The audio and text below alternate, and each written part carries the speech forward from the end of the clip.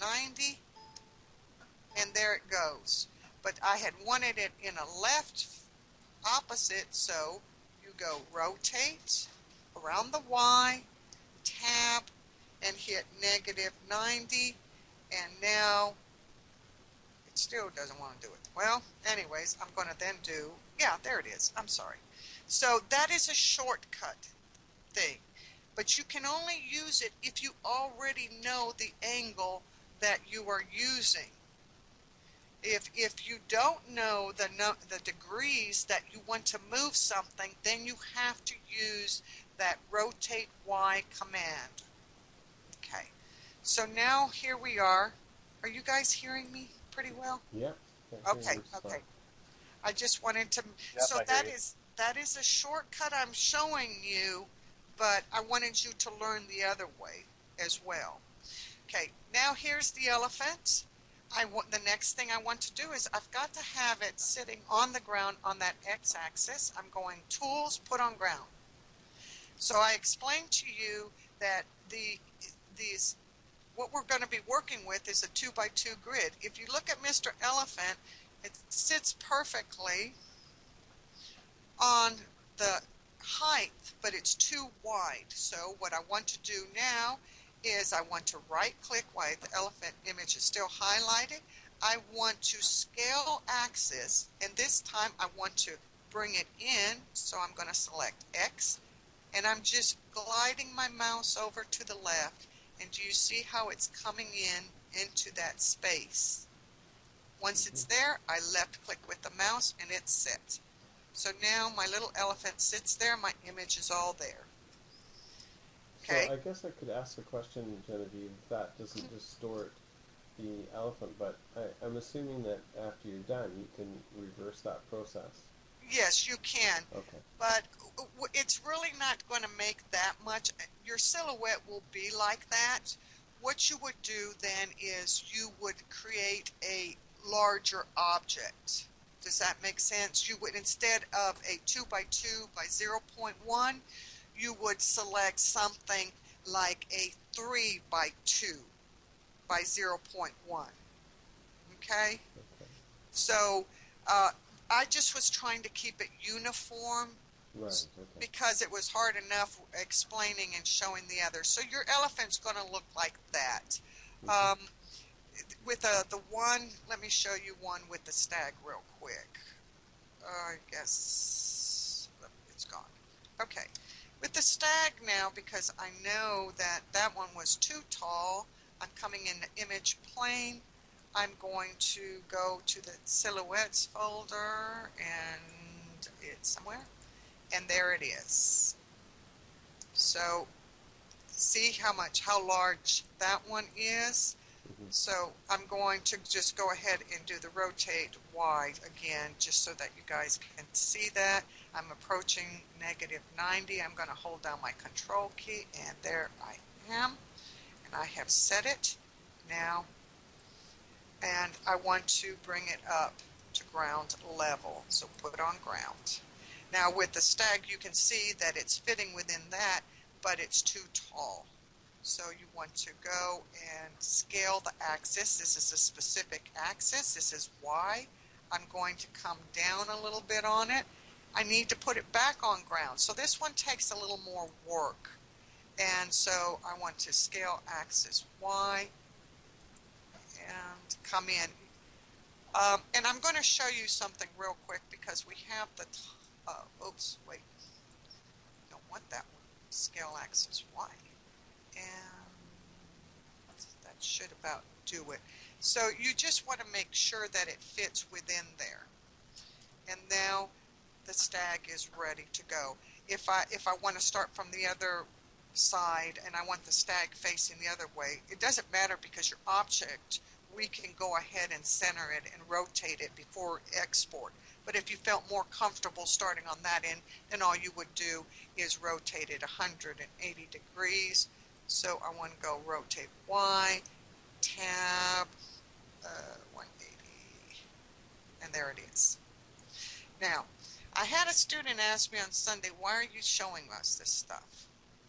And I wanted to explain to you that when you're new to modeling, it really, really helps to have images in front of you. All of us are not artists. We're not all sculptors and painters.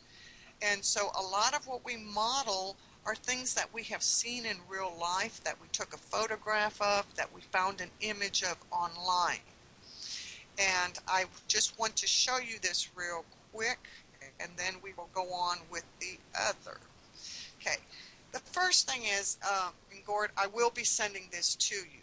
I mailed out an image of some columns, and if I can find them, and they look like this. This will go in your number 4 folder. This is for lesson 4 when you're learning how to model poles and columns. Now, what I wanted to do with this was, let me bring it up into view. This is your exercise. This was your practice exercise anyways. Was you were supposed to import this image and bring it into your workspace. But now this is what we're going to use as a reference image. I'm not using it as an outline guide. I'm using it as a reference. So when you're modeling, instead of dropping wings down and then trying to look at my image that I'm trying to replicate or work with, I can bring it in to my workspace. So here I have now the columns that I'm going to follow. I'm going to select one. But if you noticed, it's not as big as I would like it to be. So all I'm going to do is scale uniform. Look at the top left corner. It's 100%. I want to double it in size. If I hold down Control, look how fast it comes up. So now that's there. And because I don't want the grid sitting there, I'm going to move Z, and I'm going to bring it up just a little to block out that grid. And there is an image I have that right there will be sitting next to me when I'm working. So what you would do, and these instructions are in your practice. This is your, like, the practice homework. If you finish the silhouette, you would move it over to the side because you always want to keep the center clear and open. And so if I wanted to model one of these things, I could just go like this, a line. A line always brings it up into center view. And then I could look at it and go, oh, okay, this is what I need to do with so-and-so, so-and-so. So this is a good reference. The other thing I wanted to show you, if I can find it, is there's another reason that we do this, and it's also a guide. Let me see. No, I don't want to save changes. I want to bring up something and show this to you. Here it is. Okay. This is an image that I have, and I'm going to show you it. And this is of a carousel rabbit. There we go. And I found it online, and I cleaned up my image. And then what I did, and this is where you start getting into avatars and more 3D. Your silhouette's going to be pretty flat. But now you can see what I'm doing here and following it around. And as I turn, do you see now how I'm shaping this? And this is going to become very 3D. You would also, if you can, get an image of the front and in the back, and you would line it up. And then it starts forming. So you can see here now I'm bringing in the front and shaping the front of the rabbit, and the head's coming through, and then I would extrude the legs. So there's reasons for using this image plane, okay? So let's go ahead and, wait, cancel. No. Yes, I want to cancel that. No. Okay. So let's go ahead now, and Toxer, which one did you say you were working on, the wolf? Hello? Yes, Yeah. the wolf. Okay. Because I've already shown you, Gord, what to do with the elephant, let me just go ahead and bring that wolf in real quick. And that way we can make sure that you did that correctly. Well, God, I always go to that one. Okay, so here's the wolf image, and it's sitting right like that. So I want to go ahead and do the rotation and rotate Y. Going to the left. I'm going to hold down Control as I get closer to 90. We will stop it. Okay. If you wanted to work on the other side, you could have just rotated another 180 and you come up and put it on the ground. So now your wolf is already within that 2x2 grid you lucked out. Now I want to set it back. So I'm going to highlight it here in the object, and I want to go ahead and move. No, sorry. Absolute commands move, because I want a specific movement. And on the Z now, I'm pushing it back, so we have to go negative. So you're going to go negative 2.0, and now you can see that the image itself is been pushed back away from center so that I can go ahead and bring in the cube. This is at the point that I told you to save. You would go to File, Save As. Here is, you can see all of the ones I have, and this is when you would go ahead and enter your initials or whatever, like Wolf SIL, and then just select Save, and you don't mess with that. That's a Wings file, and you have to maintain that. Okay, that's number one part, first part of this project. Second part is I need to create the cube. Remember, I want specific edge measurements, lengths, so I'm going to select this. And then you have 2x2, and then on this one here on the Z, you want to put in 0.1.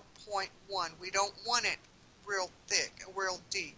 So you will do that, and there it is. You see it? So now what I want to do is I want to go ahead and put that on the ground. Well, no, I'm sorry. I deselected it and put it on the ground. So now I have here, there's the wolf, there's my object. That's part 2 of the project. I told you this would be another good point. See, everything's lined up, everything's looking good. So I want to line Z, and this would be another good point to go ahead and save it. The final part is you have to shape the wolf, the cube, to look like the wolf. Here we go. I know when I look at this cube, I only have 8 vertices. There is no way it's going to shape it. So I'm going to have to create a lot more of them. So what I will do is I select the Edges Work Mode right up here on the top. And I'm going to, let's see if I can come in where you can see this pretty well. And I'm highlighting now the 2 edges. They have to be right across from each other. And you want to right click on the workspace, and I'm going to do cut. There's the box that opens up. You can put in 10 or you can enter your own number. I did 10. Now you can see that it's brought in all of these pair of vertices, and they're all highlighted. Do not deselect them. You've got to connect them to work with them.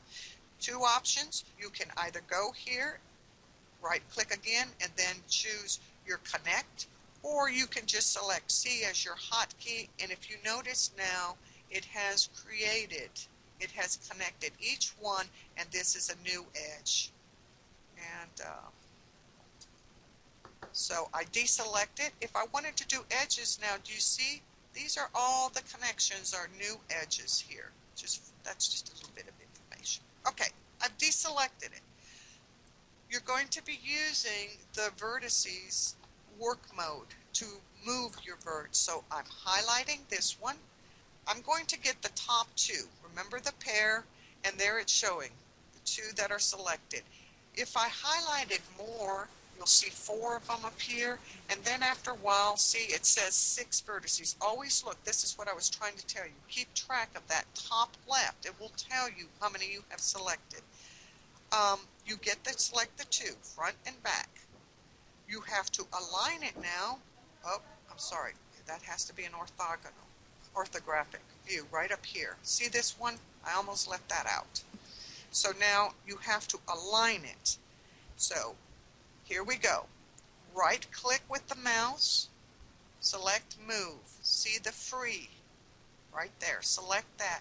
And I'm just sliding and sliding my little mouse around. And what I'm looking for is the edge of that wolf's. And this one's, boy, you got a light gray one. So we're going to come up right about in there. I'm not going to be that perfect. Remember, it's an outline. Now, the first thing I wanted you to note, I left click to set it. Now I can move that mouse around, and that's not moving even though it's highlighted. So just to make sure, I want to deselect it. So there where it's highlighted, I deselect. Now, what you're seeing here is if you look along this edge here, it is really kind of jagged.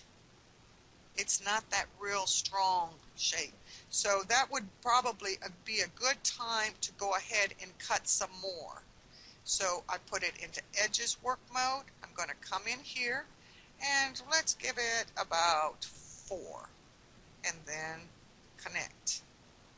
Okay. Now, for you, since you're learning, I would suggest that you just work in pairs. So let me deselect. You want front and back.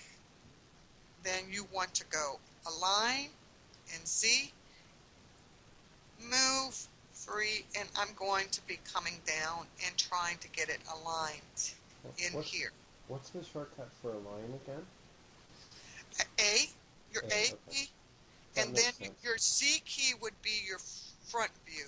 Remember, because when you select Z, Right. Z is coming out towards you, and that's your front because X is on the side.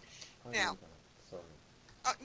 it's just, don't worry about it because there's things that now see here, now that I brought this one into position, this one's a little off, so I can reselect it. I can go here, just make sure you get the same one on the back, but always put in a line in a Z so that it's straight head-on view with your image. And now look at, also I can slide it around. I can make those vertices that pair come closer to the other one. I can bring it down. So free allows you to move in any direction. Okay? Does that make sense? Yeah, this is great. So the objective here is that I'm going to do this, but you guys don't. Okay. So anyway, so you can do this if you want to, but it confused some people.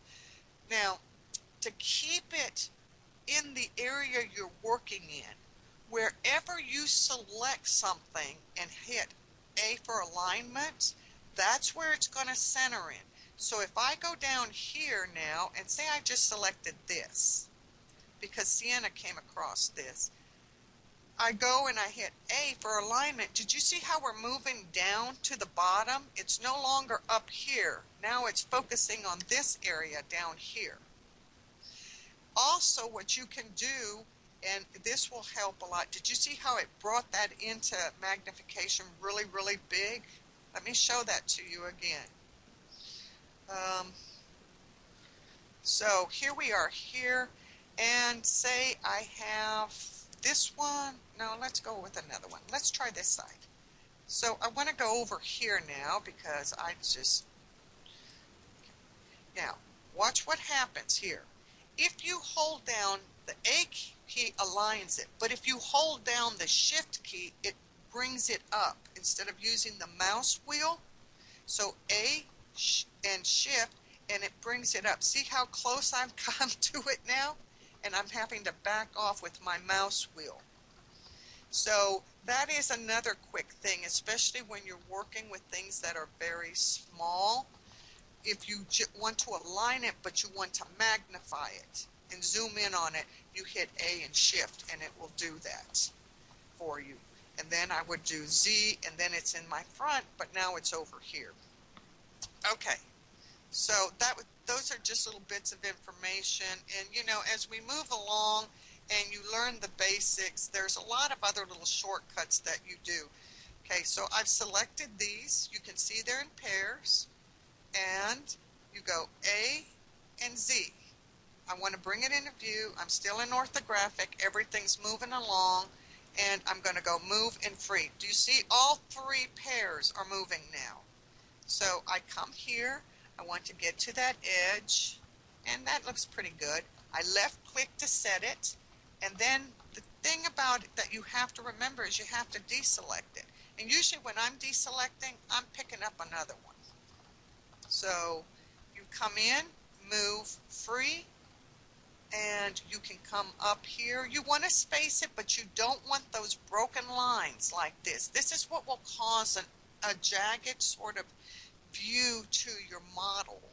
It'll look jagged. It won't look smooth when it's rendered. Okay, left mouse click set.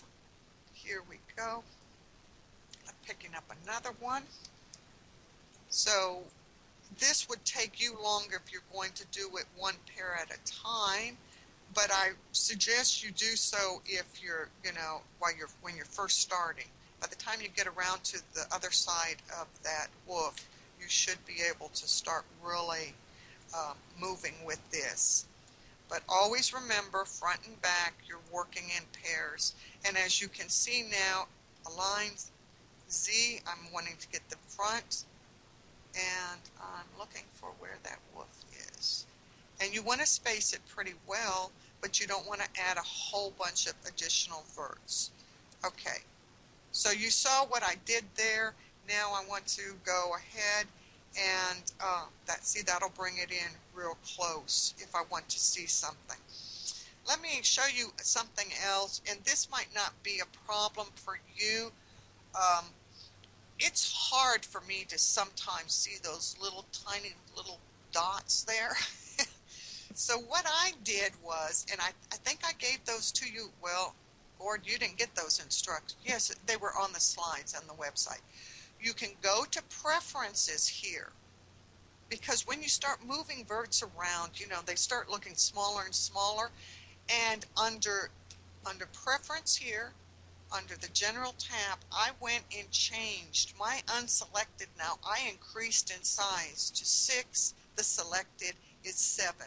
So anytime you're working with vertices, small edges and stuff, you don't have to strain your eye and keep zooming in and all that. You can just go ahead and change these here. And I think default was 4 and 5. So I increased it some and then just selected OK, and then that did it. If I still wanted it easier on the eye, I could jump this up to 8 and this to 9. And see how big it got? So you can adjust that to accommodate you. But sometimes you don't want the vertices to take up the whole object, so you'll drop it down. But for this, because you're going to be doing a lot of cutting, connecting, moving, it might make it easier for you.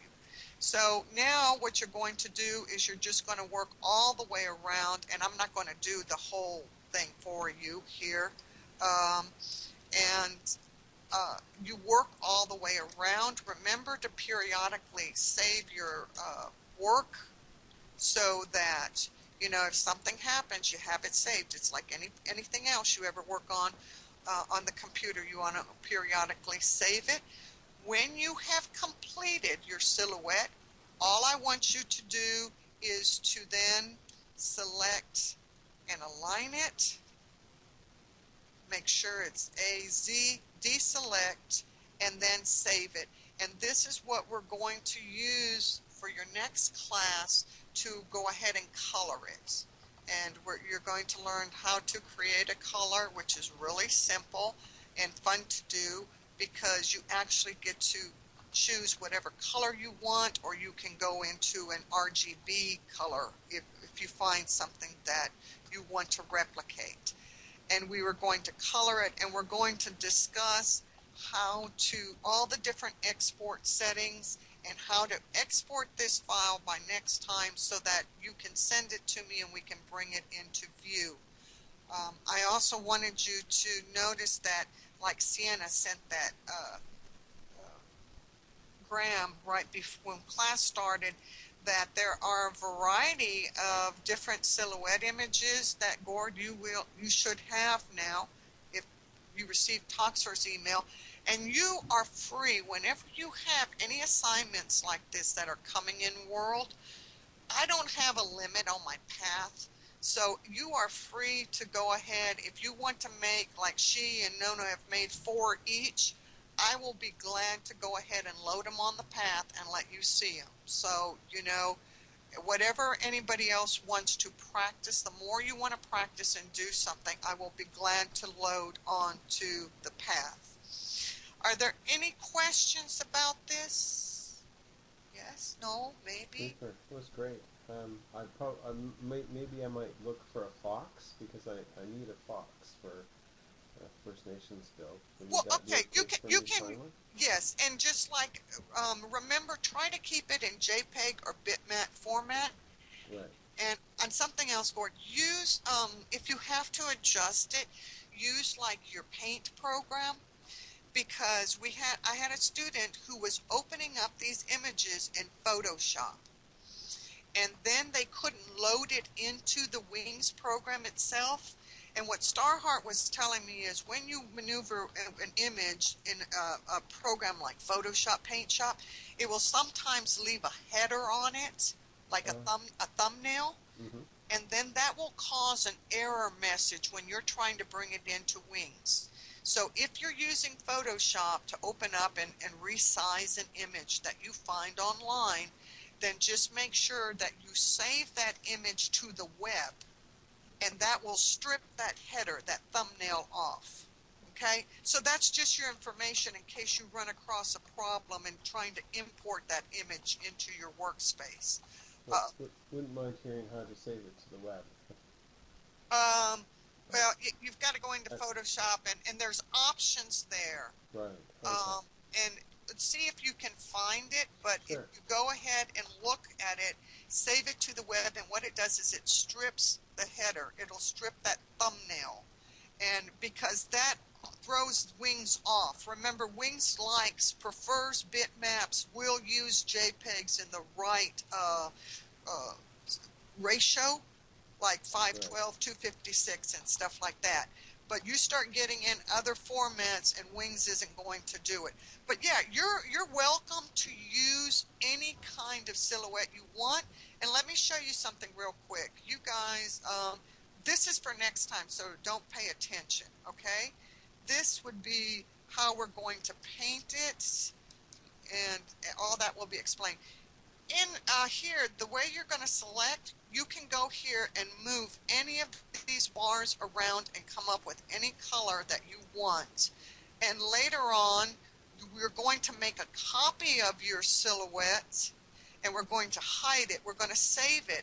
And then what I'd like to do is when you're learning to texture and apply real textures like a wood texture, I'd like you to texture this silhouette in wood as well. It's just right now I want to introduce you to color and painting, but they never look as pretty as when it's textured most of the time. So I would like to use the silhouette, and all the models you'll be creating, you can either do them in color, but you'll definitely be doing them in texture. It just gives you more practice. Okay, any other? I have a question, kind of Sure, general, if that's okay. sure. Um, what if I want to save more, but I don't want to lose the capability to undo? Do I need to save it in a new file name or something? Yes, you could do that. And as a matter of fact, I always save when we start the tessellating, the triangulation, which you'll learn is that one of the export things you have to do. You always learn to save on like the before, and then you tessellate and call it something else, because sometimes even though they claim it's reversible, sometimes it just doesn't happen. Okay, and you don't want to start creating an object, but yes, you could do that. You could do that and then continue to work. But whenever you get ready to close out whatever's there is in whatever you're saving, your final save will be it. So always like I did, come up here, do the alt, kind of give it a check around. It's like, okay, I don't have anything odd happening. Everything seems to be moving. It's lining up well. Um, here and stuff, and then you'll feel pretty confident about saving it. Um, Another thing you can do if you're starting to get in a more difficult spot, let me show you something. This was coming up for the next lesson, but I might as well confuse you some more. Okay, say I'm coming up on something that's tricky, and I don't know how it's going to work. So, but I don't want to start from scratch. What you do is Object, your body work mode, highlight, right click, and select here, duplicate, right here. And I'm going to, when I select, I just want to slide it over. And I have created an exact duplicate of what I was working on at that point. And then while it's still highlighted here, you go to select, and remember this was one of the options I mentioned last time, the hide selected, meaning if I hide it, it disappears from my workspace and I can't alter it. But there it is already saved in that at that point. So sometimes when you're working with difficult things or you're trying out something new and you're unsure of how it's going to end up, will it totally deform the object that I have spent 3 hours on? You always want to duplicate and save, and then when you save the file, it's saved. It's just out of your workspace. You can't alter it, and then say, I want to bring it back. I filed this up royally here, and so I want to bring it back. All I do is hit Show All, and voila, there it is again. And then if I had mucked this one up here, I could delete it and just bring this one over. Does that help too? So there's a lot of options here that you can do. Yeah, that's a really good thing to know, I'm sure. It definitely, especially when you start the triangulating, or say you created a column and you thought, I'd like to see if I could get this column shaped a little bit differently. Before you start exploring, and it's a good thing to explore. I explore all the time. I'll go, what if I cut this? I wonder what it would look like. But if it's something that I spent a while doing and I can't just immediately bring it into the workspace, always duplicate it and save it. And, then once you're finished with the project, you can always then just delete your duplicate, You can just get rid of it. So it keeps nice, clean files.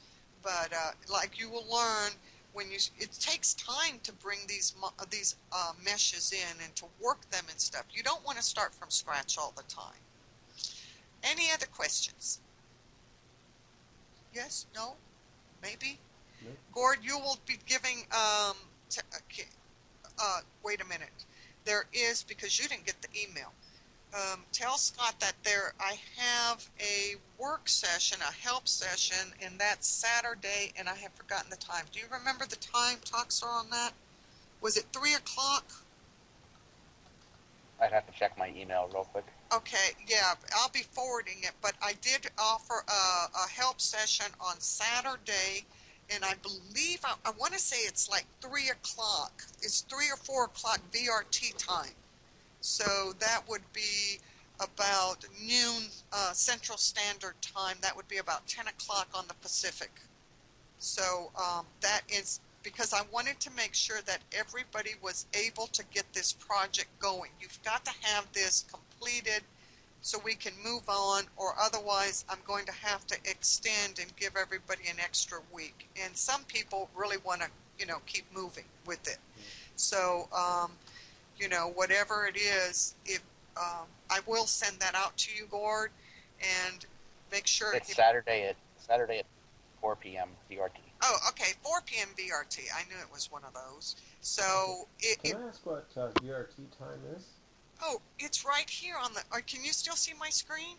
Yeah. Okay, VRT time is virtual reality time.